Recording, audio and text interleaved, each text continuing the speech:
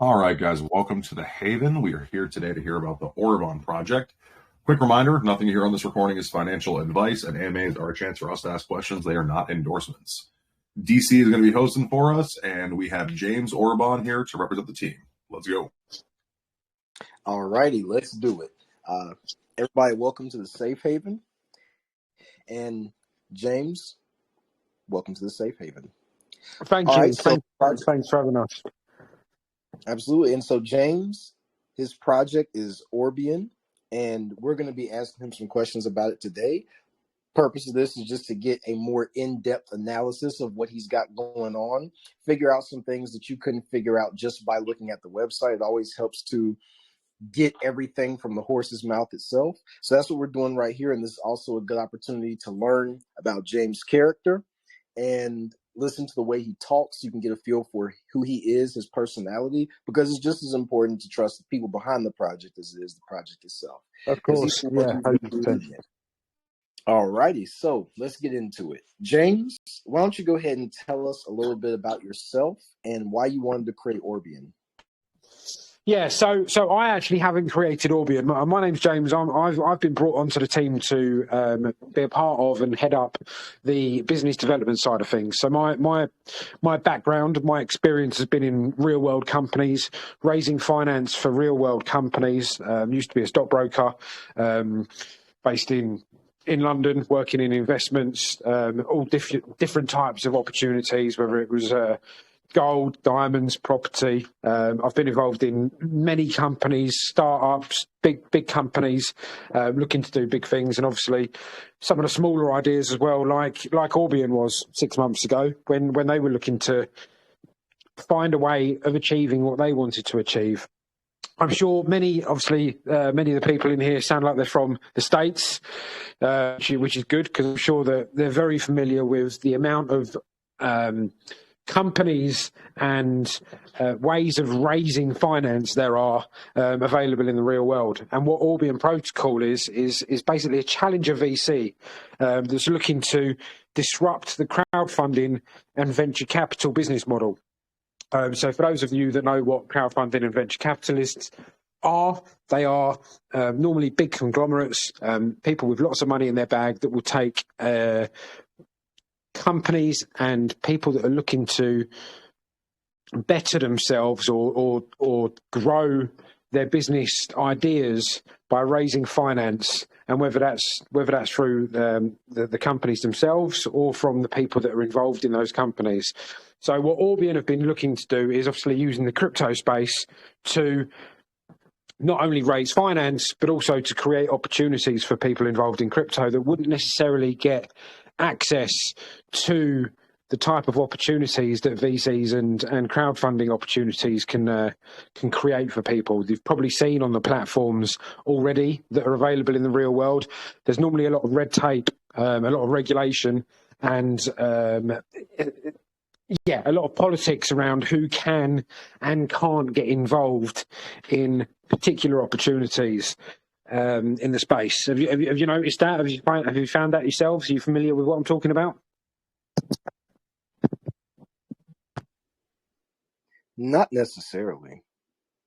Okay, well, because you haven't been involved in crowdfunding, or you just haven't seen what I'm talking about? I myself have never been involved in crowdfunding. Right. Okay. Fine. So, just as an example, let's call it Company XYZ wants to raise 500 finance. They want to give away 10% equity, and they want to offer that equity to people that are looking to put their capital at risk for raising that money. So it's almost like have you seen Shark Tank? I'm sure everyone's familiar with Shark Tank or Dragon's Den here in the UK.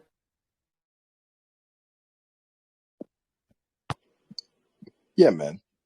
Yeah, of course. Okay, fine. So what we're looking to do on the crypto front is, as I said, call it Company XYZ wants to raise 500k or $1 million for a 10% equity stake that they're willing to give away for their company. What they would do is they would mint NFTs that are tied to grade A or category A shares with all the company legal details stored inside the metadata for those NFTs. Companies will then have the option to offer equity or reward-based NFTs, depending on their business model and the way that the finances worked, etc. So what Orbian are doing is creating a marketplace and a platform where crypto users and people inside the crypto space can actually come along, have a look at the opportunities that have been fully vetted, legally in the real world, with the background checks and obviously all the protocols in place to make sure that the companies are of sound standing. And not only that, but Orbian themselves will have got some skin in the bone, so they would have made sure that they've actually contributed to some of these opportunities that are in the space. And then what we're doing is we're offering people that are coming over to the marketplace the opportunity to see the opportunities that are being listed, what the company is looking to do, what they're looking to change or how they're looking to shake up the game, and more importantly, where and how they can make money by buying an NFT which is linked to holding shares in that particular company. Does that make sense? Yeah, that makes perfect sense to me. Just one thing about all of this. All that makes perfect sense to me. One thing I would want to do is, so everybody heard, you did a really good job of explaining that.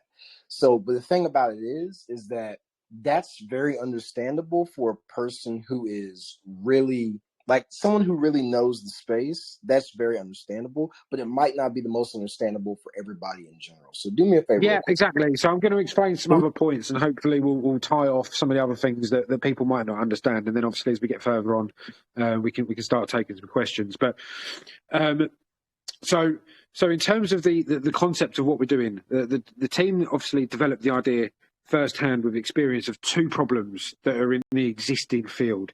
Number one, as I mentioned very early on, is obviously the red tape. The CEO has worked hard as a developer in the startup scene and witnessed how difficult it was for businesses to secure funding from venture capitalists and crowdfunding platforms themselves, especially for startups that weren't based in the US. So anyone else from a company that wasn't based in the US or the UK would have found it very difficult to get access to some of the funding opportunities that we'd have access to in some of the areas that we live in. Number two is the missed opportunities. So when looking at startups that have done well, 99% of the time, these have been funded by big VCs and high net worth or ultra high net worth investors, where normal investors that have got 2 or 3 beans or 30 beans or 100 beans or half a bean wouldn't have even got the opportunity to get involved in that particular company, and only have crowdfunding platforms to turn to, which we believe fails the majority of investors. And that's normally because the crowdfunding platform themselves are taking a massive lion's share of the equity stake or the rewards or the profits that are being put up by the company looking to raise the capital. And when it comes to crypto, when you look at the majority of new startup crypto projects that are in the top 200 of market capitalization, for example, most of them have got huge conglomerates, banks, VCs, venture capitalists, and what we call ultra high net worths behind them, or some of it, like I say, big conglomerates like BlackRock, for example. And it's very hard for the small investor to make money, because they're always buying in at the top. They're buying in when their projects are already listed in the top 200 tokens, right?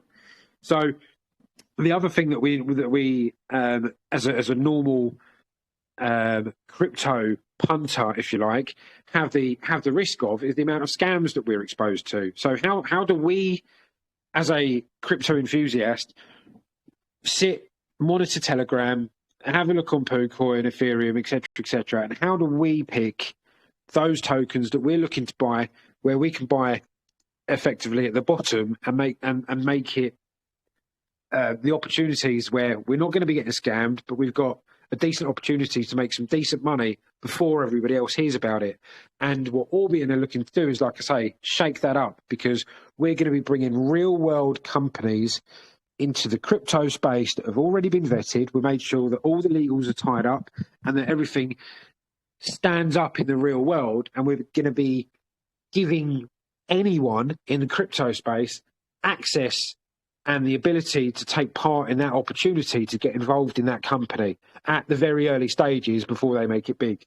So Orbian as a project itself is obviously very good, but the fact that we're going to be bringing other companies that are looking to be the moon bags, if you like, to the space via our marketplace is what we're finding is interesting the people that we've already got on. Now we've already raised 1.2 or just over 1.2 $1 million in the pre-sale. There's 3 stages of the pre-sale, and we're at stage 2 now. So we've been going very well, and obviously we're looking to launch on the 30th of Jan. The other thing that I want to talk about is the tokenomics. So we've got only 888 million tokens, and 355 million of them are available for the pre-sale. So if people wanted to take a second to jot that down. So we've got 888 million total supply. 355 million have been earmarked for the pre-sale. Any unsold tokens in the pre-sale will be burned before launch. And the token taxes are 4% buy and a sell at 8%. Team tokens are locked for 365 days and will be released quarterly thereafterwards. And we're looking to lock the liquidity pool for 10 years on launch, which will show commitment to the project, the marketplace, the protocol, and obviously the community that we've already got. And the first audit with solid proof has already been completed, and the second audit with Solidity Finance, I believe, is currently pending. So we'll have that available for everyone to see shortly. In terms of the pre-sale, we've got vesting, which is 10% of the pre-sale tokens will be released weekly from the day of launch. So if we launch on the targeted date of the 30th of Jan, the first drop will be on the 6th of Feb, and then so on. The reason why we've done it this way is to protect the price of the token. It would be silly for everyone to be able to sell on the first drop, because we've seen what happens when projects do that. You get a lot of people that have made a lot of money on a pre-sale, especially where we're steadily increasing the price through the pre-sale as well before launch. And you get a lot of people obviously just dropping their bags and not having the best ideas or They don't want to have the best interests at heart in terms of actual project. They're just looking after their own bag, which is obviously important, but we also want to make sure that we're giving the project the best opportunity to maximise its potential. So yeah, obviously, in terms of marketing and things like that as well, we've got lots going on. As I say, we've already raised 1.2 million so far. We are now at a stage where we've got many people coming on board. We've got 10 different ways that people can buy into the project, and 10 different tokens, so ETH, BNB, etc. As I say, we're 90% of the way through stage 2, where you're getting a 20% automatic bonus for buying in stage 2. And we'll start stage 3 so we'll start stage 3 immediately after we finish stage 2. And the price isn't set particularly by the stage, it's set by the demand and the amount of people that are looking to buy at that particular at that particular stage. So yeah, that's I think that's enough about what we're looking to do, and obviously the opportunity that we're looking to create. Obviously, there's some more information that I can give out, but it'll be nice to hear some questions about what I've already said so far. Yeah, man. James, you're doing a great job, man. Everybody in the chat, y'all let James know how good of a job he's doing. You're doing real good, man. I'm gonna let you know. Thanks, guys. I'm normally used to sort of talking back and forth, going a step forward, answering a question, and just whittling on. It sounded like I'm talking to myself. I was panicking a little bit, but yeah, no thanks. You're doing real good, man, because you've been honest with everybody. You haven't been shammying all over the place. You've answered every question I've asked, and you've elaborated and gone above and beyond, man. So whatever you did to prepare for this, or if you're just natural like that, whatever it is, it's working, man. So you just doing. As I say, this is what I do, and this is why companies come to me, because obviously, I mean, you probably tell you probably speak to a lot of projects people, and obviously a lot of projects in the business that you do. for me to actually come on board with a project, I mean, I get DM'd, I get approached as many times as you do probably for AMAs, and obviously I need to make sure that I believe in the project, and I need to vet it, I need to look at it, I need to understand it, and I need to be passionate about it in order to be able to speak to you guys about it. Because if I'm not, you're going to hear it when it comes across. Do you know what I mean? If I don't believe in what they're doing, and I don't believe in the opportunity that's being created, anybody that listens to me talking about it, especially when I've been talking for 15 minutes on my own, somebody's gonna see the holes in what I'm saying, and obviously start to ask themselves questions. But yeah, no, I believe in what they're doing, and that's part of the reason why I'm here today. Yeah, man. But I'm gonna go ahead and get into my little questions I got on the side, man. So one of the first questions I got is this, man. What are you guys doing to? All right, so how do I put this? With a project like yours that has a lot to it and it's something brand new and innovative, there's a lot of around like NFT, governance, staking. There's a lot to it, and that could just subconsciously baffle people just a little bit, man. And people may not directly think it, but one thing people might be feeling is if we're in crypto, we come to crypto to invest. Yeah. Would we come here to invest in something instead of investing in that real world? Like, why not just buy stock over here? Like, why come to crypto where I want to invest to find? Yeah, of course. No. Yeah. Very good question. And yeah, that's a very, very good question. And I'm glad you asked that, because it shows you're listening, and more importantly, you understand what they're trying to do. So exactly as you just said, you could just go on to Robinhood, right, and buy a particular stock. But when you're buying that stock, that company has already raised its pre-sale money. You're buying at the top.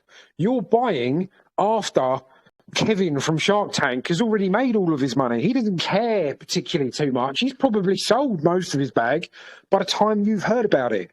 So what we're doing is we're doing the vetting. Like I say, we're bringing the real world companies that may well get to that stage where they're going to be available on Robinhood or Plus 500 or any of the other platforms that people will use around the world before you've even got there. But the other thing that I mentioned is that, yeah, you're in the States. It's easy for you to buy, but how easy is it for William in the Philippines who doesn't have a job but has got 20 beans in his wallet to be able to buy that company? And that's the red tape and the divide that we're trying to cut off. We're trying to literally break down the barriers between the opportunities that are normally created for the top 1 or 10%. You bet your bottom dollar. For example, let's take Uber. Uber, people can go online now, buy shares, earn their dividends off them, and potentially make money over the next couple of years. Tesla, Apple. If you had the opportunity to buy into Uber 10 years ago, would you have done it? Of course. Exactly. And that's what I'm bringing to you. All right, you guys. So that was a very good answer. Wow. Okay. Yeah, but dang, yeah, answered that really well. All right, let's move on. Let's move on to the next question. So, you guys mentioned bridging multiple chains for the fastest transaction speeds and cheapest cost. So when somebody reads that, the first question is like, now that makes sense, but to somebody who might be the average investor, because you guys want to target everybody, bridging multiple chains for the fastest transaction speeds and cheapest cost, that sounds backwards to them. So can you explain to them how that will work, please? Yeah, so what we made sure and what we identified early on, or what they identified early on, I'd like to take credit, but I believe you, it wasn't me. Believe me, it wasn't me. Is that there's opportunities in lots of different spaces, right? Whether it's BNB, ETH, Polygon, there's lots of opportunities and lots of people that are looking to put money into projects that may be ETH heads, that may be BNB heads. And not only that, but in order for the companies to raise, so let's say, for example, we had Uber 2.0 or the Uber Challenger, and they were looking to raise $1 million, and and Orbian had put in, say, 10% of that. There's see on the platform, on the marketplace, that 100,000 had been committed from Orbian itself. We've done the full vetting. These are the legal documents that are available. They've been around for 10 years, and we believe that this is going to be Uber 2.0. Put your money in. We want to make sure that that money is raised in a timely manner. There's something else that I've actually just remembered that I'll mention in a second. So we want to make sure that we can raise that money as cheaply as possible for everybody involved. We can convert that money to a stable coin as quickly and easily as possible in order to protect the asset. But the other thing to mention is that any raise that we do that doesn't raise 100% of the target raise is automatically, so for example, if we're looking to raise $1 million in 3 weeks' time and we get to 980,000, unless Orbian has decided to put the rest of that money in, which obviously they decide early on in the project and before you guys see it, how much skin they want in the game. If we haven't raised the money that we're looking to raise from that particular raise, the money will automatically be refunded to that NFT, and therefore protecting people. So you've got to understand, if you've got a company that comes along and they say to our legal team, look, I want to raise $1 million because I want to put, and I'm using Uber as an example because everybody understands their business model and what they do. So I want to raise $1 million so I can go out and buy 100,000 cars and put them on the streets of New York and be a challenger to Uber as it currently is today. And we go, right, fine. If they raise 400,000 and they're only going to get 3,000 cars on the streets, they're not going to be a challenger for Uber. So us as a company, you as an investor, aren't going to want to take that risk of going, oh, we'll have the money anyway. Give it a go, see what happens. If the target isn't reached for the goal that has been discussed and legally verified in terms of, one, they want the money, and two, what they're going to do with it when they've got it, and how that's going to change their business model or change the growth of that company. If they don't hit their target, then you guys get your money back.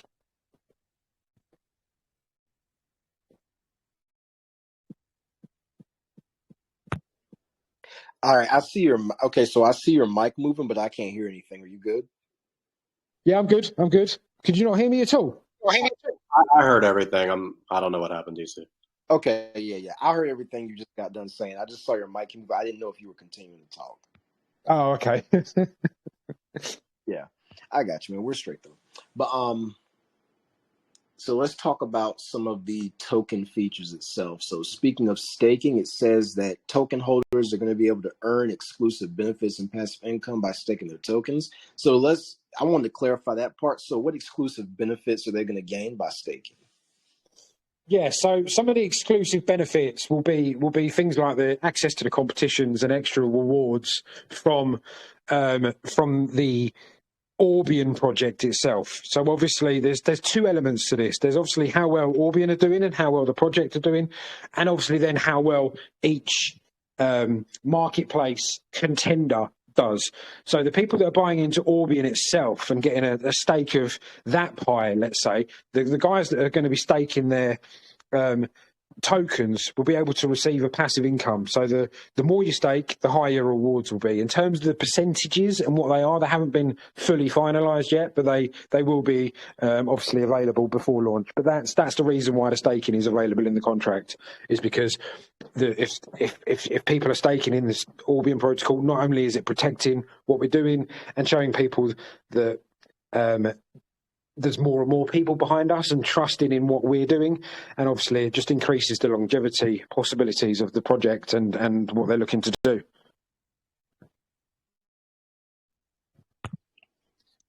Got you, man. Yeah, just wanted to clarify that. And you mentioned about governance as well earlier. It's worth mentioning that the holders of the Orbeon tokens will obviously be able to vote on up-and-coming projects as well. So after we've vetted them and after they've gone through our vetting and our legal team's processes, we'll then be putting them to the opportunity of the government's guys, which will then be able to vote on up-and-coming projects and vote on key events and decisions on the marketplace as well. So, for example, things like the staking rewards. Yeah, and about the governance, one thing I wanted to say is that at the end you said this approach will put the it's everything you just got done describing about, you know, them being able to vote on different topics such as new upcoming projects and demographics and whatnot. But it says that this approach is going to put the power of success, the protocol, into the community's hands. So can you speak on that a little bit? Because if someone reads that, they could think put the power and success of the protocol into the community's hands. Because nowadays, like a lot of people, all we hear now is a lot of FUD about, oh man, the community won't support this, everything jeets. So a lot of people, when they think put the power and success into the community's hands, that might turn some people's stomachs upside down when they read it. So could you go a little bit in depth on what you mean when you say that? Yeah, so one thing is worth mentioning is when we're talking about the community, we're not talking about the community that aren't buyers, right? We know that there's two very different types of community. You've got the community that aren't, let's say, bag holders or they've got very minimal in the project, and then you've got the community that are fully vested. They believe in the project. They're in the chat every day, or not every day, but they're telling their friends and their family about it because they're passionate about it and they believe in it as much as I do. The guys that are holding tokens and the guys that are staking those tokens will get to vote on the projects that get listed on the space and on the key decisions that are made. So in the same way as a real world company, for having tokens in the Orbeon Protocol, you will get a voting share of what goes on in the company. So in terms of putting it in your hands, it means that the community will be listened to and, more importantly, will be able to lead from the front in terms of some of the decisions that need to be made to progress as a company or a project. Got you, man. Perfect. Thank you so much, man. Just wanted you, like I said, and like I said, I'm already knowing these things. I'm just so, because like the purpose of the AMA, what I want here is for people to get an in-depth look that they wouldn't be able to get just by looking at the website or just by looking at it themselves. That was 100%. Yeah. And many communities, obviously, you know the kind of buyers that you've got, and you know the kind of questions that they've got. I mean, you can believe that obviously there's some AMAs that have been done, or that have been looked at where you're just like, yeah, and some of the questions you get over, like you get the first question you get over will be when moon, and you're like, yeah, I'm in the wrong community here. But yeah, no, thanks, and yeah, it shows that you're also passionate about your community, and obviously you're looking after their best interest because, like you say, you're reviewing what I've said, listening to what I've said, and asking the questions that they may or may not be thinking at any time before they decide to get involved or not. So it's good. Absolutely, man. It's a safe haven. It's got to be that way. So next, I want to talk about the token distribution. And the reason I'm asking this question is because a lot of people have heard me talk about this. Now, I know the answer to this question. I already know what you're going to say here. And I just want to clear out what I'm about to say because a lot of people have heard me speak on this topic with projects that are not as thorough and well put together and as legitimate as you. So Okay. what it is the pre-sale takes up 40% of the project. And there are a lot of people that are in here right now that have heard me talk about that off of pink sale pre-sales, ones that are not as legitimate as you, ones that are more suited for a short-term fling. So they might be feeling if the pre-sale is 40%, 40% of the tokens goes to the pre-salers. Whatever they do is the direction of the project. But right here, it's going to be a little bit different. And I want you to explain why whatever if the pre-salers decide to dump, then the project's just going to dump, and that's just going to be it. That's typically the case with a lot of pre-sales. But explain to us why yours would be different and this wouldn't be an issue. Yeah, of course. So as I mentioned when I was giving you the blurb earlier, is that anyone that buys in the pre-sale, there's a vesting period, and that vesting period is 10%. So every week after launch, the people that have bought in the pre-sale will have access to 10% of their bag. Now, what that does two things really. Number one, the most obvious, is it stops them from dumping on launch and after the project has gained some hype and obviously done what most projects do in the space. But not only that, is it means there's an extra week that's gone on before somebody that might go, you know what, I just want to sell my bag every week. But if you haven't had the opportunity to sell in the first week and you've seen that you've 2x'd or 3x'd or maybe not even 3x, but it's sitting stable, new buyers are coming in, people are buying and selling, and you're happy that you're able to go to sleep at night, which again is something that we haven't spoke about, and I don't think we're going to need to speak about because of the type of project that we are. But that's a very important factor. And if you've gone a week with not being able to sell, not being able to sell, but from being restricted from being able to sell your whole bag, or let's say 10 weeks, because that's how long it would take to get access to the whole bag, then it will make you second consider yourself, and more importantly, it would give Orbeon and the guys involved in the marketing and the rest of the project the ability to showcase what they're looking to do and how they're looking to achieve it. And not only that, by the time 10 weeks has passed, hopefully there would have been one or two projects at least. I mean, I'm not too sure of the timescales, but that would have already been vetted, available on the marketplace, and that people would have been getting access to, and they would see the type of opportunities that we're creating. So the vesting is there to deter exactly what you said. Because like you say, the Pink Sale themselves do it, for example, we all know that when you're giving people access to the pre-sale, there are a lot of people out there that are just looking for those moon buyers and obviously the 1000x's, the 100x's, whatever the case is.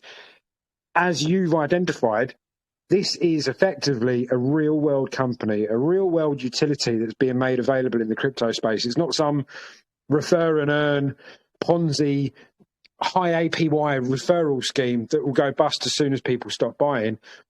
Once we hit the ground running, this is a real world company that's going to be being ran in the real world. Their day-to-day business is not essentially in crypto. It's going to be speaking to real world business owners that are looking to raise money so that we can raise money for the holders of Orbian.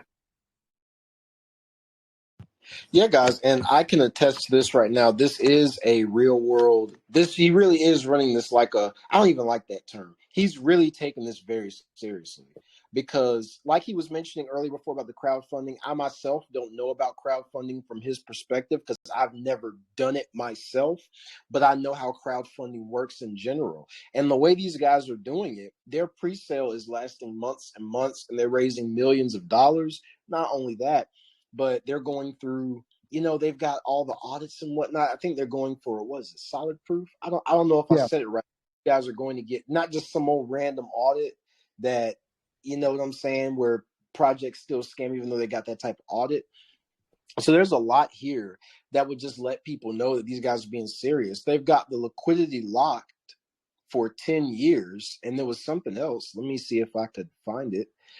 But anyhow, the point I'm trying to make is these guys plan on sticking around and being here. So this is not what you would use for a quick flip. Not saying don't take profits, but this is not a quick flip project. These are guys who they want to be at the top of the market in the next bull run. They're doing something very different here. And one thing I wanted to ask in regards to the next bull run is I've seen some other projects that are similar to yours right here. And in my opinion, they're not as professional, as well put together as yours. They are good, but they're not like this, is what I'll say. So tell me this, feel like you guys, what's the biggest difference between you guys and people who are like you guys? Yeah, that's funny because that's exactly what I was just about to answer when I was about to rudely butt in. Then is that, look, I mean, I've been involved in crypto myself from the Safe Moon days. That was when I first bought my first token on Pancake Swap, and obviously I've been rugged many times, and I've also listened to a few of these myself and been involved in many projects. And I don't know if the percentage is as high as I'm about to say, but I'd say 99% of the projects are normally a whiz kid sat behind a computer, whether he's 12 years old or whether he's 50 years old, who's got an idea, can see a hole potentially, maybe not as well researched as it should be, but can see a hole in an area where there could be an opportunity to make money. One thing that I can say is if they had me and the team that are around Orbian behind them, and there was actually a hole in the marketplace, and the area that they were looking to excel their expertise in, it could probably turn into a proper project. Now, what I mean by that is what I found is normally you've got obviously people are saying, oh, let's speak to the dev, get the devs on. Look, the devs are there to write the contract.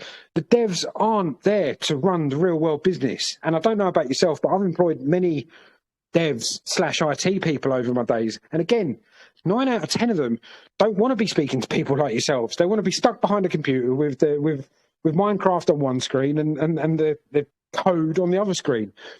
They're not there, and they don't have any interest in particularly running a real world business. We've all seen the movies of Google and Facebook and everybody like that. Even Mark Zuckerberg, he can't run a company to save his life. See, that's the reason why he's got everyone else around him to do it. He knows what he's good at, and as long as he's got the team of people that can excel in what they do and do what they're supposed to do better, then all manner of things can be achieved. And I think that's where the difference of where we come in is that we've got experience in running real world businesses. It's not like somebody's just gone in their bedroom and come up with an idea and gone, I know, I'm going to start selling pixels on a screen for $10,000 an inch. As I say, they've got real world experience of making millions. Look at where crypto is now. We're in a pre-sale stage. We sold out 3 weeks early, stage 1, earlier than we thought we would, and we're 90% of the way through stage 2, and we've raised $1.2 million in about 5 weeks.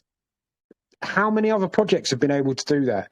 And you can look, if you go onto Google or whatever search engine you use and look for Orbeon Protocol, you'll see that the reason for it is because we're also using our marketing experience in the real world to not only attract crypto investors, but also attract people that haven't necessarily bought into crypto before, that, as I say, can't get access to the type of, or know that when they see a Google ad pop up saying, oh, look at this company, they're doing well, buy shares, 99.9% of the time, it's far too late because everyone has already made their real money.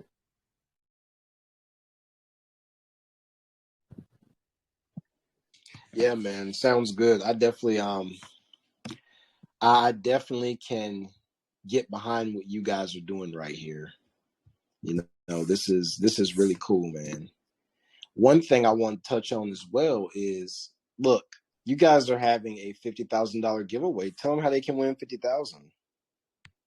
Lots of ways. I mean, we've got events on it. If you look at our community, we've been doing a calendar event. So every day throughout the Christmas period, there's the opportunity to win X amount of tokens or X amount of Orbian. Yeah, just being part of the community and being active on our social media. And obviously, like I say, not only have we got the extra 20% bonus of the stage that we're in for pre-sale, stage 2 at the moment, but off the back of this AMA, I managed to get the guys to agree to an extra 10%. So anyone that buys now will get an extra 30% than the people that would be getting for pre-sale stage 3. Got you. Understood. So y'all heard that. Y'all heard how $50,000 they're giving away 50,000 of Orbian. Yeah, the majority of them are Orbian themselves, the Orbian tokens, but obviously there's a lot of cash prizes as well. So they vary depending on what opportunities are coming up and what the community are wanting to hear. But there's been a few already, and obviously they've gone very well. As I say, we've raised 1.2 million or just over so far. So yeah, whatever we're doing seems to be right, especially in the current crypto climate, right? And this is the perfect time to launch as well, because as you mentioned earlier, when we get to a point where we're in a bull run, we're already going to be fully fledged. We're already going to have projects under our belt, and people are already going to be earning that passive income that they should be relying on. If people aren't looking or don't have projects where they want to earn a passive income, I mean, you only need to look at what Einstein said. Passive income is one of the most important factors of the world, and those that know about it are earning it, and those that don't know about it are paying it.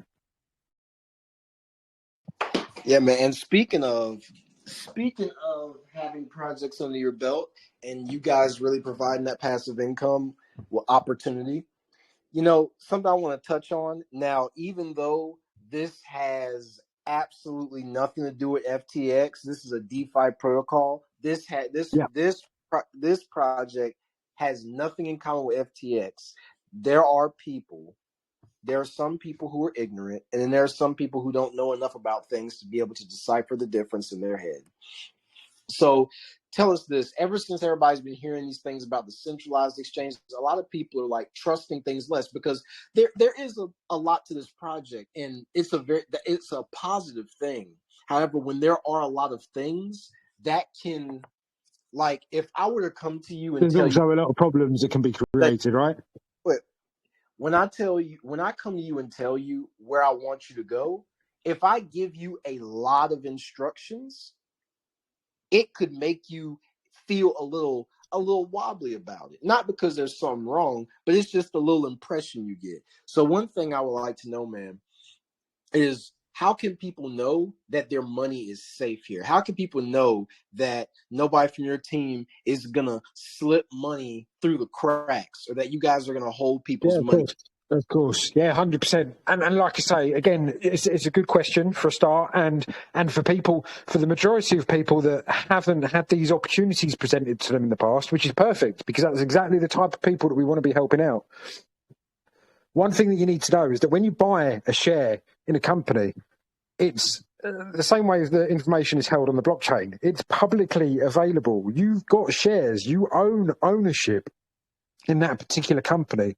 So when you're buying into one of the companies that we're bringing onto the marketplace that have already been fully audited and vetted and legally scrutinized, you're not buying shares that Orbian has bought and then selling on to you under Orbian's name or anything cloak and dagger like that.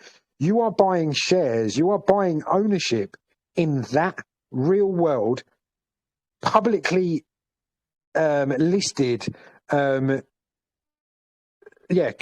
sorry, I lost my train of thought then. Publicly listed company with all the information available to you, and you own the shares in it legally. If you went to a lawyer or a bank, effectively, it's a little bit different because you've got an NFT with the share in it. But if you went to a crypto knowledgeable lawyer and said, do I own shares in Uber 2.0, just from a matter of reference of what I've been talking about for the last 20 minutes, then they would say yes, and you would have the full legal documentation in your NFT to prove that.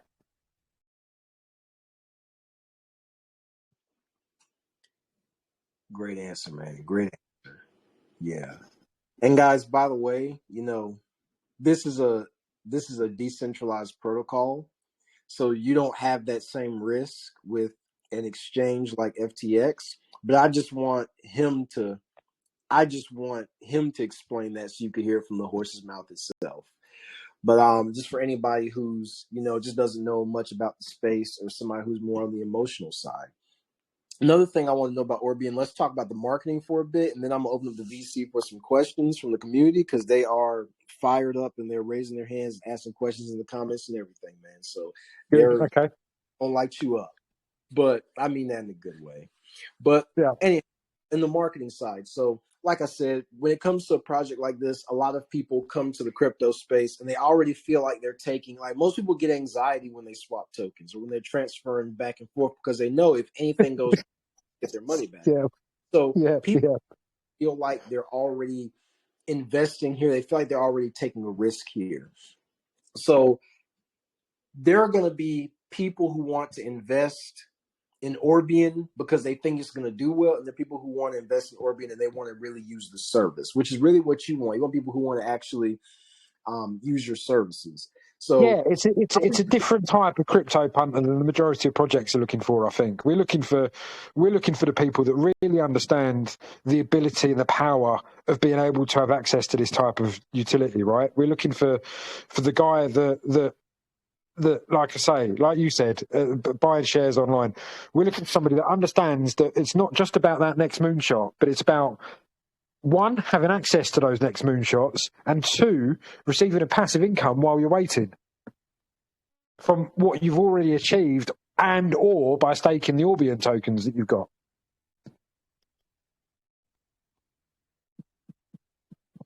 Got you, man. Got you. Another thing, when it comes to marketing, do you plan on marketing this internationally, or how you plan on spreading Yeah, this?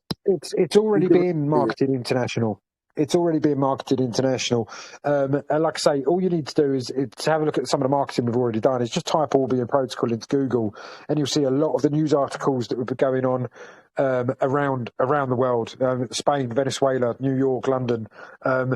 Advertising everywhere. Now, we plan to do a lot in the real world. We will launch billboards, buses, taxis. Like I say, we're getting the attention of the general public that may or may not necessarily just be in the crypto space, because let's face it, it's where the majority of the real big money is, and the people that will help this project excel to the next stage. Like I say, the type of people that don't necessarily know about crypto and haven't been rugged 30 or 40 times over the last year, or had those sleepless nights of wondering whether their bag is going to disappear at the end of the evening, or when they wake up. This isn't that project, and we want to let people know that there is decent companies with decent utilities behind them. Look, we're not the next Dogecoin. We've got a utility. We're doing things for people to make a difference, and we're giving access to a utility that, like I say, me and you have got access to. If you set and you Google crowdfunding now, you could sign up to a crowdfunding platform and get involved in some of the opportunities that are available there. But again, you're probably 20 or 30% down the line, and we're too late by the time that crowdfunding platform has brought it to you. We're bringing them to you in the early doors. So yeah, we will be marketing all over the world, and again, that's something that the governance will have a say in if need be. We also plan to do a lot of influencers in crypto and real world space, as the project bridges the two worlds already, as you've identified. And we don't want to say too much about the marketing, as it's the secret sauce. But in terms of the way that the company has already been structured and put together, we've also, you can imagine, we've had to raise money in the real world for years, and we have a lot of experience in terms of being able to get money together when it's needed from the real world. I hate saying the real world because it's obviously day-to-day world, but you know what I mean. Not crypto. Yeah, I got you. I understand you. All right, and I had one more question for you. Jeez, it just slipped my mind. I hate when that happens, but I did have one more question for. I'll bring it up if I think about it. I'll bring it up, but I'm ready to throw it over to the community now, man. You ready for community? Fine. All right, let's go ahead and get Rayhan up. Rayhan, your mic is unmuted. The floor is yours, man. You can go ahead and ask James anything you need.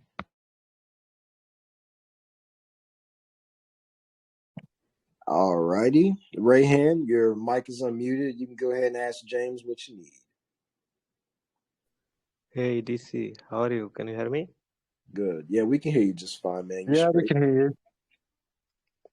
Okay. My question is, do your platform have any trading demo where we can borrow investors some funds, or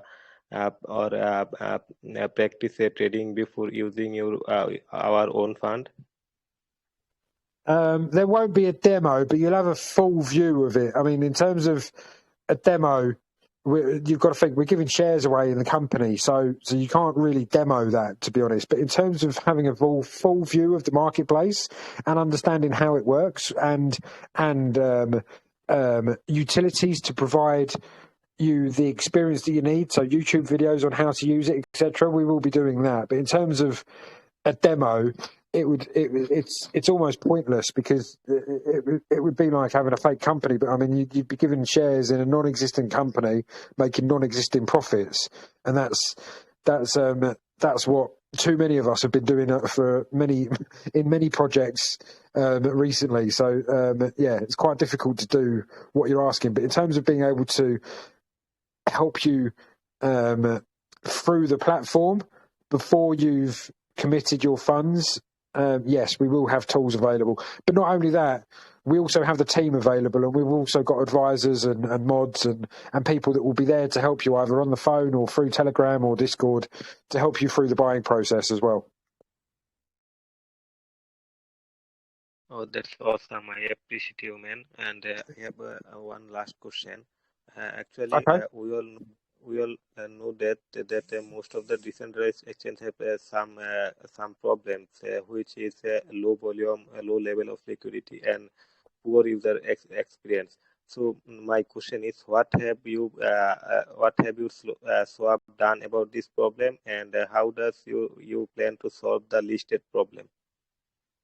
Okay. I don't think I understood your whole question, but I'll answer what I think you want to hear, and then obviously, if not, maybe you or somebody else can correct me. So, in terms of the liquidity issues, it's we we will be buying into the companies and the projects that are vetted through the governance procedure in the marketplace. So we will be putting money in along with your money. So in terms of liquidity in the, we don't necessarily need it. We make money obviously from you guys doing well and from the companies that we're bringing to the project doing well. So it's not like if we don't have £1 million in the bank, it doesn't mean that Uber 2.0 is going to make money. If we could have nothing in the bank and Uber 2.0 excels, it wouldn't make any difference to what we can do for you. The amount of money that we've got in the bank would be relevant to how well our punters are doing, right? And the people that are coming on board and the people that are buying. So the more liquidity we have is because we're doing very well. The less we have, the less we're going to be able to do and the less money we're going to be able to use in the real world. And the less projects are going to be asking us to come onto our platform and go through our vetting procedure to be able to get in front of people like yourself. So I think that's probably the majority of your question answered, if I've understood what I heard correctly. Yes, that's great. By this time, I got one question. This is small question. Suppose I send some bucks to the wrong wallet. So, is there any I'm real sorry about that, bro. I had to cut you off real quick. I'm sorry. I wanted to say, I'm gonna unmute you right now. What I wanted to say to you guys is I want to get everybody, and the way things are looking now, we only got time for everybody to get one question in. So everybody just pick your best question. You can win 0.2 for the best question, and then pay close attention to all our AMAs, and you can win another 0.2 for winning the trivia. Yes, you can win both.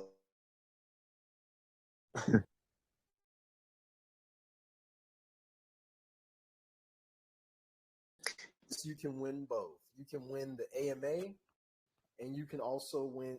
You can win the trivia, and you can win the best question. So you guys just pick your best questions that you've got, and just ask that one because I want to get everybody. All right. Let me see. We got. Let's go with Dwicky. Dwicky, your mic is unmuted. Go ahead and ask your question, man. What's up? Okay, hello. Thank you. I have one question here. Yeah. My question is, one thing, guys, when you guys hear me cutting across you, remember I'm the host and I'm doing it for a reason. So just when you hear me cutting across you, just stop and listen to what I have to say. All right, go ahead, Dwicky. What's up, man? okay. Is your project legally registered? What, sorry? Is your project, especially Orbeon, legally registered?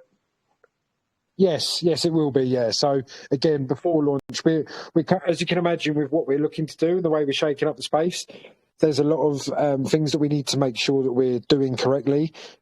For those that know, and obviously I don't have time to explain now, and I'm sure Achilles doesn't want me to, but we need to make sure that we don't fall short of the Howey test, for example. So we're currently going through that, and we believe we've ticked off most of the boxes that we need to tick off, and there will be a full legal structure. But yeah, it's a real world company, so it will and is going to be registered in the real world, and that information will all be available before launch.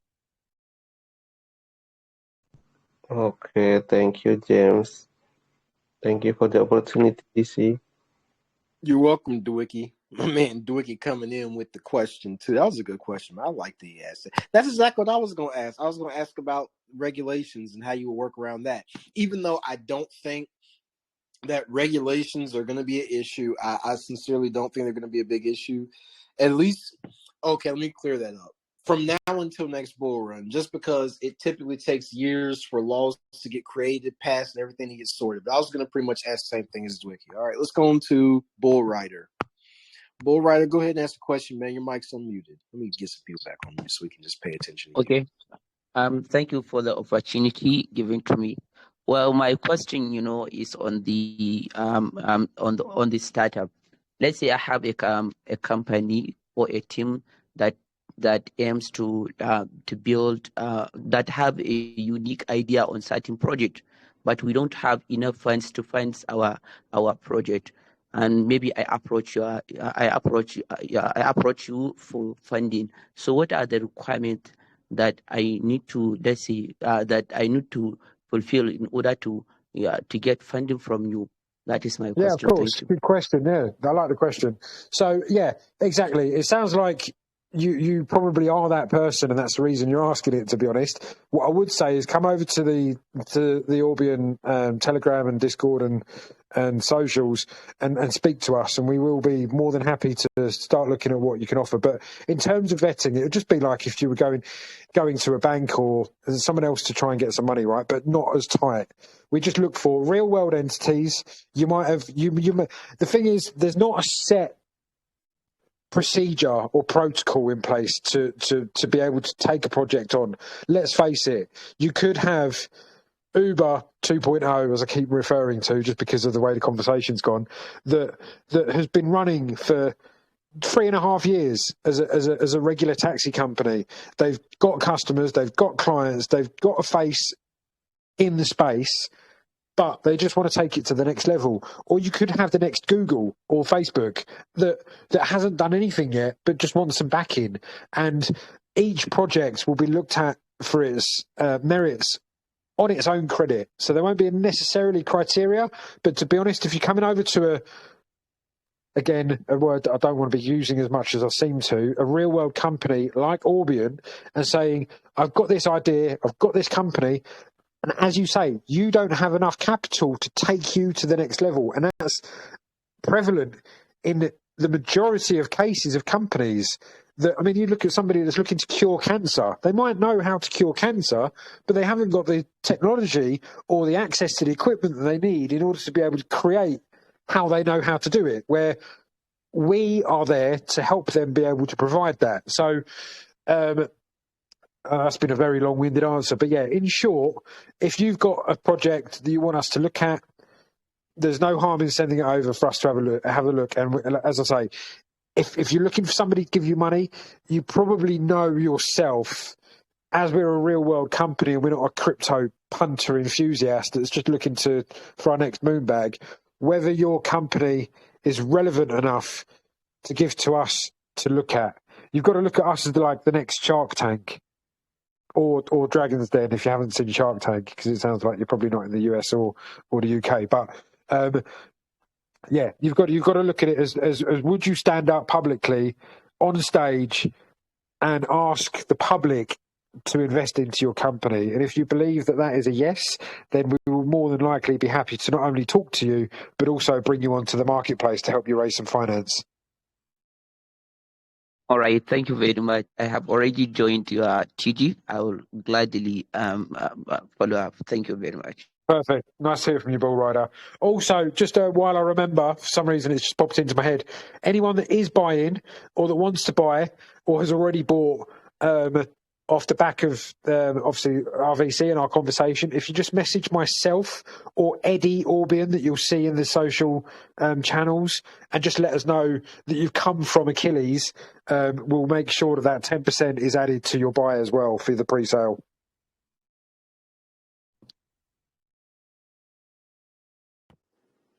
Alrighty, thank you, Bull Rider. And let's go to, let me see, that's my man right there. That's Vladlin. Vlad, what's up, man? You can go ask a question, dude. Yeah, hi D. Yeah, actually got a couple questions. To begin with, just I wonder, like, what's the key difference? Because we have a lot of types of crowdfunding in crypto. Like we have initial coin offering ICO and an innovative concept, which was introduced last year called INO, so initial NFT offering. When you can have NFT sale via the only one INO launchpad and buy limited NFTs. And speaking of all those ways, like when I first heard how you plan to sell this fractionalized NFTs, like I was just thinking of guys are reinventing a traditional ICO. And speaking of ICO, as you know, like there was a huge ICO boom in 2017, and according to official statistics, 80% of those were identified as scams. So it's really hard to understand if project can deliver or if project only gives promises and stuff. And according to other statistic, speaking only on startups, as I understand, you like plan to focus only on startups. According to other statistics provided by Bureau of Labor, USA, around 80% of startups survive. Around 80% startups, they can't survive 1 year. So, this is like two-part question. So, first of all, what makes your crowdfunding method unique and make it the most safe method comparing to other methods we have now on the market? And also, how do you plan actually to vet the project to deliver and to understand if people really can have a safe investment?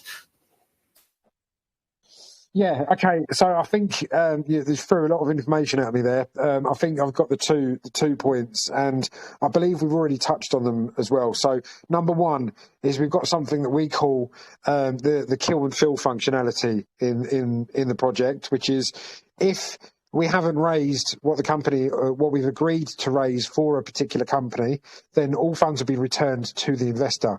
The other thing that you mentioned is that, again, 80 is probably even higher nowadays, but 90% of companies fail within the first year or especially 2 years.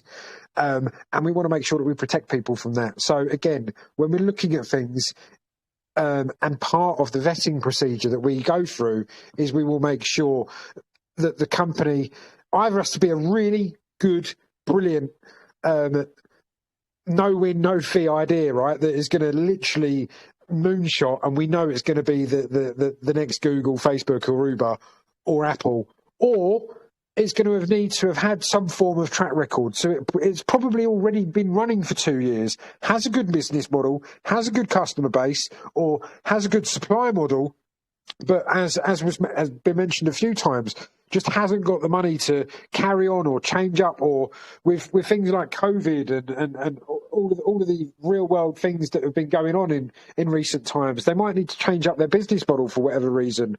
And if you haven't got the finance in the bank to be able to do it, you might have to shut the doors rather than trying to string it out and sell your house and get rid of all your assets. So we're there to make sure that we can help companies like that. So in terms of the risks that you were talking about the early stages of companies, most of those would have been negated from the vetting procedures that we've done, or already from the type of projects that we're bringing on. And if not, then the very early companies, or the ones that have already been fully fledged and running for a couple of years, won't get any money from us or you because of the fill and kill switch. Yeah, okay. Yeah, I'm sorry, James, if you already touched on that before. Yeah, and speaking of a second part of my question, like what makes your fundraising mechanism better than like ICO or INO, initial NFT offering, or maybe also pretty new STO, security token offering? So yeah, why people should choose your fundraising mechanism over others to invest in crypto startups and other IT startups and stuff? Yeah, so again, one way that we're doing is that the real world companies can engage with their investors like they've never been able to be engaged with before, because we're bringing them to the crypto space, right? So I don't know what those other platforms are doing, but I particularly, like I say, I'm from a finance background. I've dealt with finance all of my life, and I've done this sort of thing all of my life. I haven't heard of the platforms that you're talking about. It doesn't mean that they're not any good, but I just mean that, like I say, I haven't heard of them. What Orbian are looking to do is make sure that everyone involved in finance has either heard, seen, or know somebody that's made some money from doing what we're doing. Not only that, but we're providing cashback, rewards, governance, legal teams, the legal team that we've got around us that are doing the vetting procedures. And I don't know about those other platforms, but we're not providing crowdfunding for crypto projects, which obviously is a very, I'd imagine would be very difficult to do. We're providing crowdfunding in the crypto space for real world companies. So in terms of the legality and the issues that they've had to go through to get to the stages that they would be at before they ask us to give them a cuddle, let's say, it's very different to the crypto space. So we are very different because we know what we're doing. We've done it for years. We've got an experienced team behind us. And like I say, tell me if those platforms raised 1.2 million pre-sale in a bear market, with having done. I mean, this is our second AMA, for example, to give you an idea.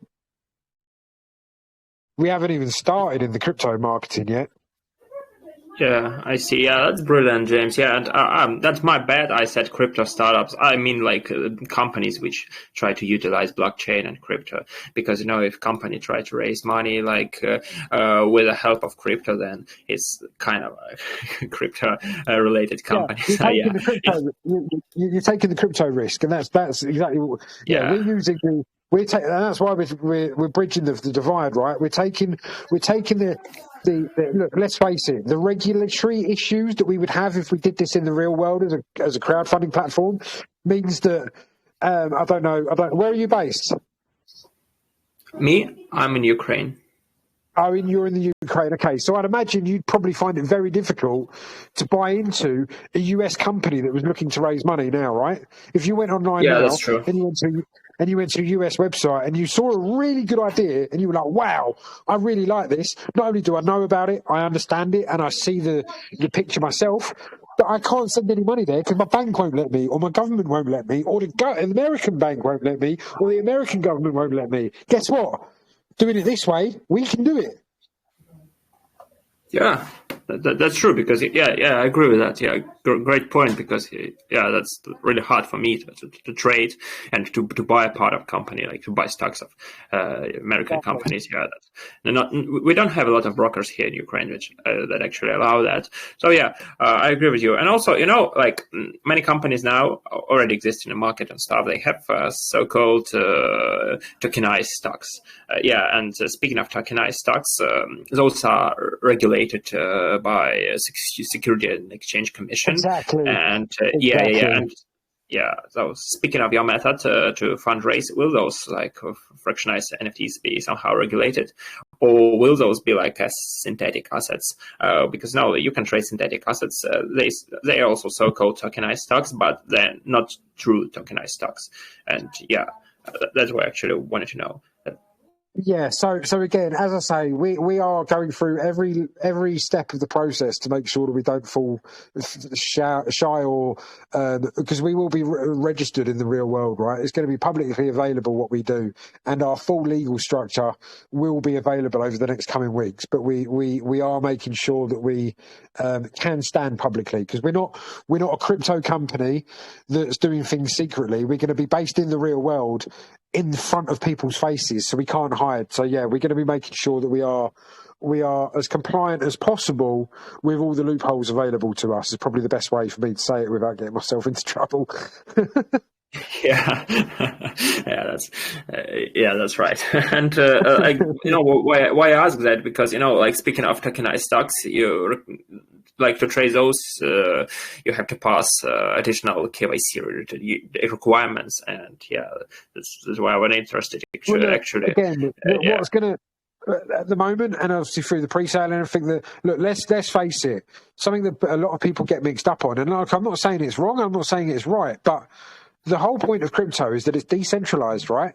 What is the point in using blockchain to issue stocks? I mean, it sounds like they're just jumping off on the back of a hype. It's like I don't know, Supreme putting a Mars logo on their next sneakers just because people are starting to eat Mars all over the world or whatever. That's a really horrible analogy, but it's jumping on the bandwagon when we all know that the whole point of crypto is that it is decentralized and unregulated. And as long as we can do that safely with enough protection around us in the knowledge that we're going to be able to sleep at night and that we're investing into real companies, then we're doing what we're doing. So as I say, it's not necessarily in our interest to become regulated or compliant as the Fed or any of the banks would want us to be, but we'll make sure that we're running our business in the way as if we were, and that we have your interest at heart, because we all know once we get to a point where we're regulated or we've got some form of compliance or KYC overseers above our heads, then the costs are going through the roof, and that those guys will be taking a lot of the money that these companies are making that should be going into your pocket. So we'll be avoiding that for as long as possible in the safest and most trustworthy way, of course. Yeah, that's true, and yeah, I agree with your point on tokenized stocks, because my thoughts, like, tokenized stocks were introduced to general public just to bring more hype to crypto itself, and nothing else. Exactly. Yeah. Just to make regular investors think that they're invested in crypto, when if you haven't got a Trust Wallet on your phone or you haven't got MetaMask, you haven't bought any crypto. Do you know what I mean? Or if you haven't been rugged, then you haven't bought any crypto. Yeah, that's true. Yeah, okay, James. Yeah, really good answers, and I'm sorry I took a bit long, but yeah, that was good conversation. Yeah, thank you for that. Achilles obviously enjoyed it because he let you ask me lots, so he was obviously happy with what you were asking. DC rocks, baby. Yeah, man. Appreciate you, Vladlin, and thanks, James. Let's see. Let's go to Crypto King next.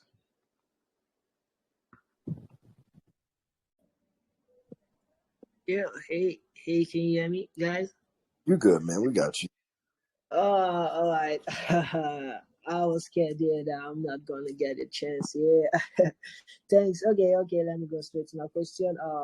I saw you guys having crowdfundings for crypto projects or companies, and what we have to know is that all the companies under a certain government, and those governments have certain rules and regulations on crowdfundings. I don't know if you understand what I'm saying. And I just want to ask, how do you guys want to, meet with the government of these companies, the government under these companies, to discuss a certain sort of crowdfunding strategies of these countries, I think I understand your question, but Achilles, I'm not sure about you, but I'm pretty sure that's what I just answered, isn't it? Yeah, you can refer to the recording, man. That's fair. If that was an issue, I mean, also jump into TG. If there's anything you didn't get an exact answer for in this AMA, dude, they'll be happy to answer it. But I do think that DC and everybody want to keep this just a little bit fresh questions. That's all right. All righty. Thanks for coming up, Crypto King. Let's move right on to Favor Joy. Favor, go ahead and ask your question. After that, we will go to Lucky, and then AJ, and then Zonic. Yeah. Hello. Hey, what's up, man? Yeah. Can you hear me? Yeah, I got you. Yeah, thank you. So my question goes, hello, James. Hello. Yeah, hi. So my question goes on to the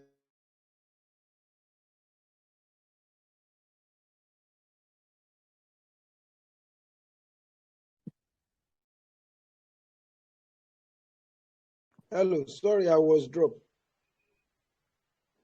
It's all good. Go ahead. Okay. So my question goes to the community. So the part of this, when we talk about the crypto in this time around, these are based on the language in which, in time of crypto, we normally use English language. So my question goes to about the another language like French, Spanish. So what are the criteria we have put in place for those another language into this your project? Yeah, exactly. So again, part of the governance. I mean, obviously the project, the marketplace, and the opportunity will be available for many speakers. So obviously we'll be starting with German, French, Indian, Turkish, and we will be reviewing every possibility of whatever else we'll be needing to add. So yeah, we're well aware that it's not just the English language where there's money available and money that needs to be raised, right? So we'll be as mentioned earlier in the VC, this is a worldwide thing, and two things that we won't be doing is one, restricting ourselves to only English, and two, restricting ourselves to only English speaking companies. We'll be looking at everybody and anyone from as far as wide.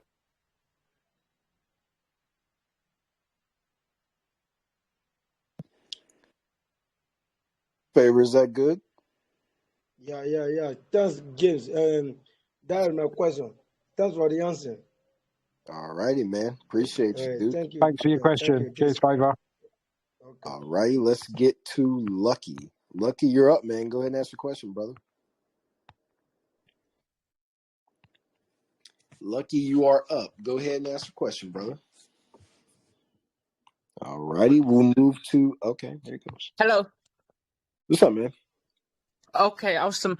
Okay, quickly. So apart from the crowdfunding platform, which I believe the main idea of this project is based on that, you also have other utilities such as swap, staking, and NFTs. So my question is regarding these utilities. How do you plan to raise incomes from these utilities, such as the swap, the NFTs, and the stakings? And also about the staking, I see that there is 13% of the total supply that is reserved, which will be used for other purposes. What if the staking runs out of supply? How do you plan to maintain and sustain this staking for the long term? If the staking runs out of supply, I don't know about your mathematics or however many projects that you've been involved in the past where staking has run out of supply, but it will mean that the project has done very well and that we would have achieved not only a multiple of things, but we would believe that if the staking runs out of supply in terms of the rewards that are being paid back for staking, then it will be because the project has made a fortune and we won't be needing to do much else in terms of providing you with a passive income, because there'll be very many people that are over the moon with the amount of money that they're receiving from what they've bought into at an early stage. In terms of the other things, go on. At what point will you say you are satisfied or the project is successful? That's a good question, and I'm sure many different people would give many different answers. But as I said when I started this VC with you guys, is that I need to look at a project and I need to be happy about it. I need to understand it, and I need to believe in what they're doing and believe in the chance of success that they have in terms of what they can offer to you and me. In terms of how I would measure their success, to be honest, the only real and honest way to answer that is by having hundreds of people message me in 3, 6, 9 or 12 months from now, sending me pictures of the food that they're able to buy, the cars that they're able to buy, and the luxuries, or maybe not even the luxuries. Let's face it, like I say, if this can change somebody's life by putting an extra loaf of bread on their table at mealtime every month, then I would judge that as being the success of the project and what we've done here, not only today, but what Orbian are looking to do in the future. That's the real and honest answer from myself. It might not be what you want to hear, but if I get 100 DMs saying thank you for the opportunity, I'm so happy with what you introduced to me, then that's my my gauge of how well and how successful the company and the project have done. Okay, interesting. Thank you very much. But one of my question is left unanswered, but maybe I'll head over to your Telegram and maybe ask about that. Sorry, what did you say? So one of her questions. I said one of my question is unanswered, which I said apart from the crowdfunding platform, which will be providing the major incomes to the project. How will you make money from other utilities such as the NFTs, the swap, and all of that? Yeah, Because businesses with money. Yeah, look, our Okay, core go on. business is the marketplace, and there's a lot of money to be made in getting involved in the real world opportunities, right? We don't need to be making or trying to make money or complicating what we're doing as a business by providing our own swaps or one-of-one NFTs. If the utility of this project is our marketplace of real-world companies looking to raise finance, we don't want to be throwing any other gimmicks or because I mean, there's companies that we're going to do a launch pad. We've got this, we've got that. We're going to be doing an online lottery. We're going to be doing a World Cup, whatever game. We're going to be you can download an app on it. We're going to do your wallet. All of these things are because they're putting their eggs in too many pies and they're not concentrating on the one thing that they know what we're good at. We know what we're good at and we're concentrating on that. All we need to do now is make sure that we start to put that reality and the profits that we're used to making in your pocket. We don't need to gimmick it up by providing you with something else that you would have seen 10 to a dozen of that could potentially provide extra income for us. We know that if and when we get this right, well, it's not even a question of if, when we get this right for you guys, we won't need another income because the companies are providing a passive income for us and you all.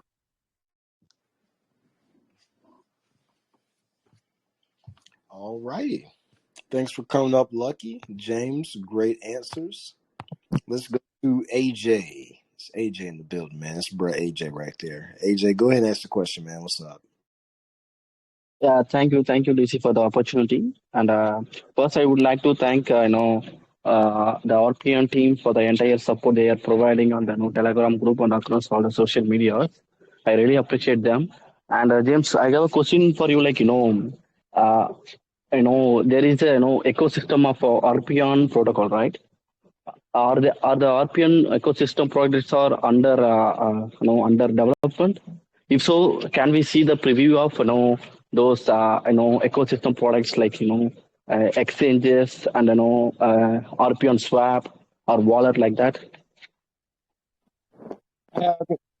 The marketplace starts next year, so we're launching on the 30th of Jan. So yes, of course, when the development of that starts to a point where it's more than just code on a screen and there's actually a UI involved, then we will be providing the community with screenshots. Because as I say, and as we've said, the governance wants to make sure that people are happy with how it's going to look. So updates will be released as and when they come through to us.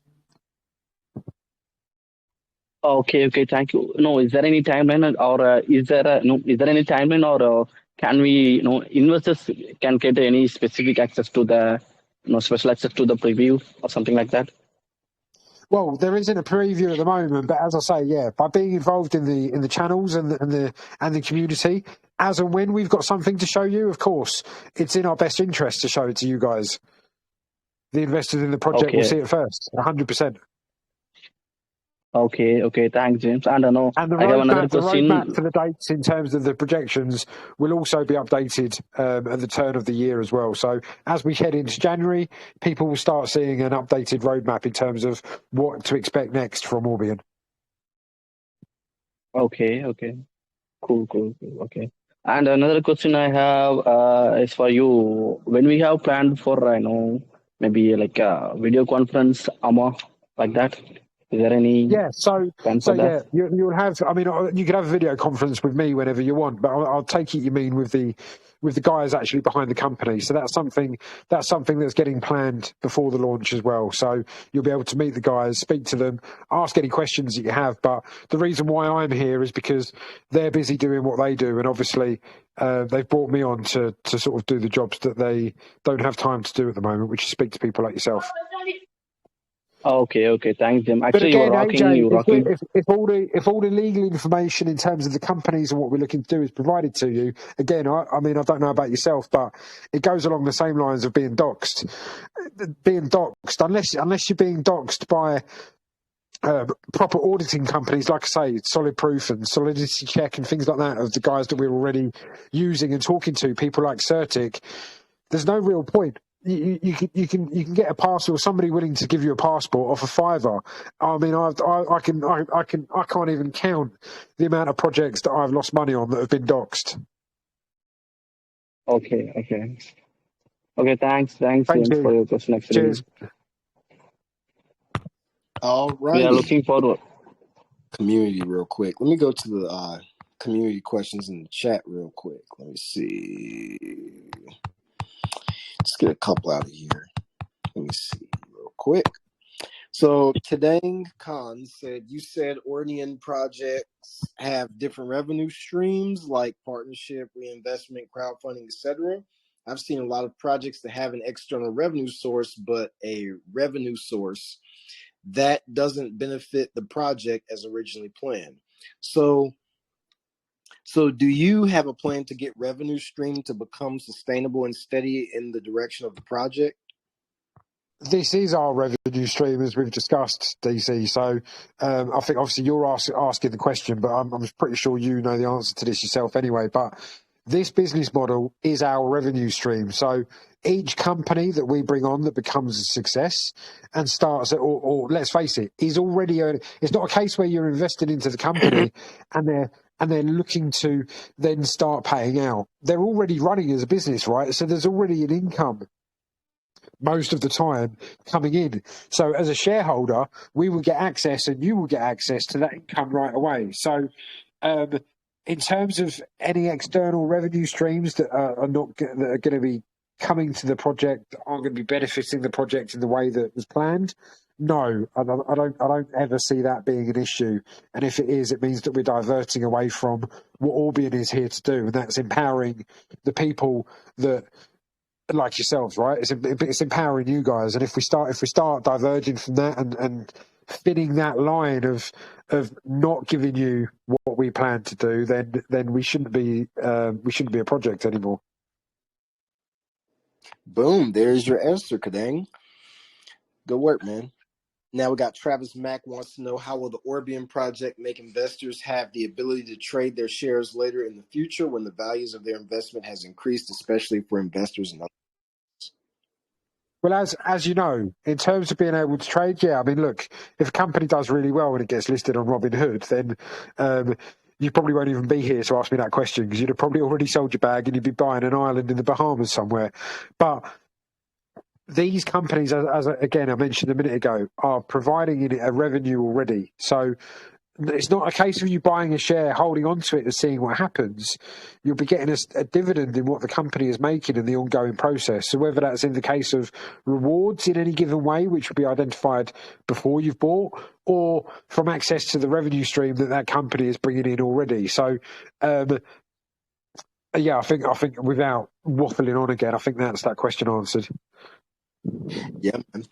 All right, so I'm going to ask one more question from the chat because I told somebody. I'm going to take one more real quick. It's Zonic. I'm going to get him up for a question, and then after that, we're going to get to the giveaway part. Because if not... Okay, thank you for the time, DC. But I don't Okay, mind. James, I want to ask you about your platform, about Orbeon. You keep saying that you will focus for a real world company first, a real world startup. But will you have an idea, or do you have any plan that you will expand your crowdfunding into a crypto world like an NFT? Thank you. Yeah, I mean, a good question, I suppose. But look, we, like I say, we know where we're raising our money and we know how to butter our bread and your bread. However, if the opportunity arises for us to look at something, we won't throw it in the bin. We will look at it. So yes is the honest answer. If the opportunity arises and the opportunity to get involved in a particular crypto or NFT project is presented to us, and it goes through our checks and through our governance procedure, then of course we'll look at it. Thank you, James. Thank you. Thank you, Zonic, and thank you, James. All righty. So this is the conclusion of the AMA part of this AMA. Now it's just left to the giveaway. And we'll move straight into that right now. We'll start announcing winners and whatnot. But yeah, James, you did a wonderful job here. Great job. Everybody's talking about you in the chat. Everybody liked you. People are spamming great AMA. You did good, man. Good questions for the community. The high level of engagement we had, hands coming up nonstop, questions coming in the comments. That's what we like to see. I love that. Y'all, every time you come here, make sure you pay close attention to us being asked so you can win the trivia, so that you can ask the best questions and win that too. And make look, you make 0.4 BNB by paying the most attention. Listen, that's solid. 0.4 BNB, a couple $100 can take you far in crypto. I'm not saying that to be funny. I'm being dead serious, man. So you guys 100%. Yeah, exactly. Yeah, exactly. You get 1,000, you get 100x off of that, you're laughing. Exactly, yeah. Yeah, man. And so let's go ahead and get to who the best question was. So best question goes to Vladlin. Best question, Vladlin. Next, we've got to go to our trivia question, and I'm going to post it in the chat because some of y'all were slick. One time I was asking the trivia question out loud, and people started throwing up stuff before I even got done asking the question.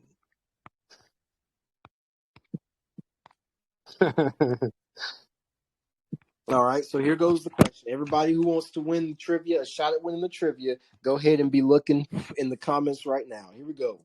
5, 4, 3, 2, 1. Question is dropping now. First person to get it right wins.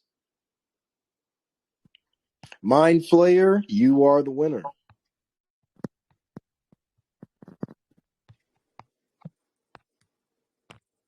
Winner of trivia. Now, I tagged you. That way we know it's you. And then let's see. Vlad Lynn, let me go ahead and tag him right here. Winner of best question. And then I'm going to let my man Dumbledore slide over here. Oh, I need to do an announcement after this, too. It involves everybody at the Safe Haven. So, Dumbledore, you go ahead, man, and do the last part of the giveaway. Oh, you caught me off guard, bro. I didn't know I was doing a giveaway. What are we doing? You kind of ran the giveaway, man. You finish it off, Mike. Let me do the random. I'm sorry. I got it mixed up in my head. I was thinking like Maurice or something at Caesar's Call where Buck just gives out right there. Let me it's gonna be the panel Achilles. But you I mean, he's funny. He wanted to know. Oh man. But yeah, so here's how we're gonna do it. I'm thinking of a number between 1 and 10. What is it? Right. Okay, so guys, you can't just type multiple numbers like that. Yeah, y'all don't be all right. You can't just because you know what I'm saying. I said 1 and 10. 1 and 10. Come on, guys. Jesus.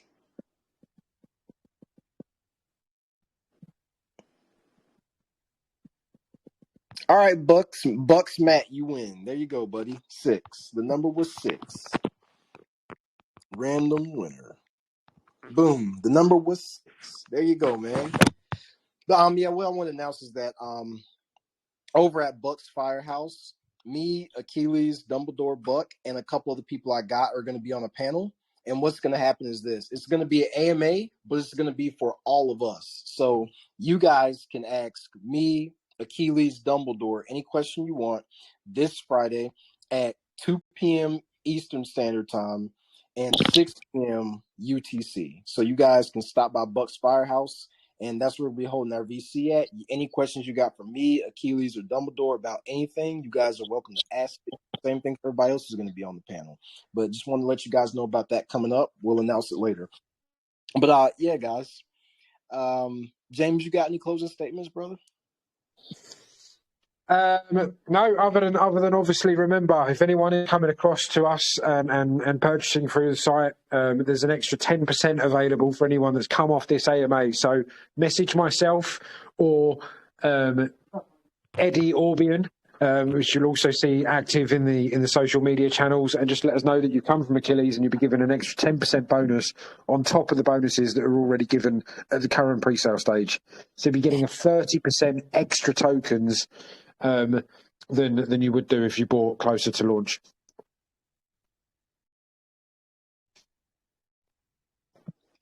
Yeah, man.